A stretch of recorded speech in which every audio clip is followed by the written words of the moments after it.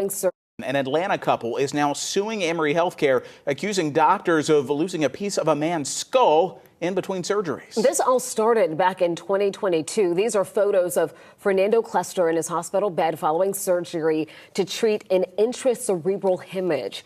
Now, it's when Fernando and his wife claimed the hospital lost part of his skull and then charged them more than $19,000 to artificially recreate it. 11 Alive's Angelina Salcido is following this story for us tonight. She joins us live now from Emory Healthcare in Midtown. So, Angelina, the couple's lawyers telling you Fernando's skull was not the only body part misplaced?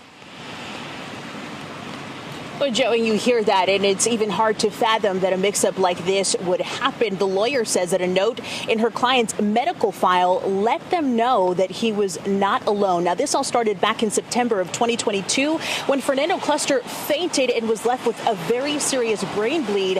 A few weeks later, he would be ready to go into surgery, but doctors would tell him that that piece of skull that they removed so his brain could heal was gone.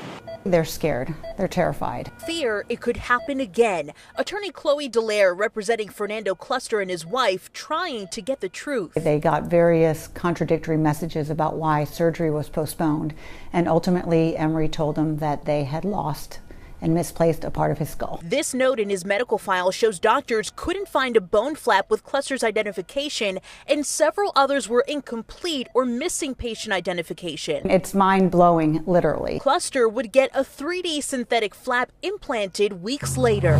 But that wouldn't be the last time that this couple found themselves at Emory Healthcare trying to fix Mr. Cluster's skull, and they would spend hundreds of thousands of dollars. So let's walk through it. In November of 2022, that first visit, they would spend at least $40,000, only to find themselves back at the hospital December of 2023 because of an infection and need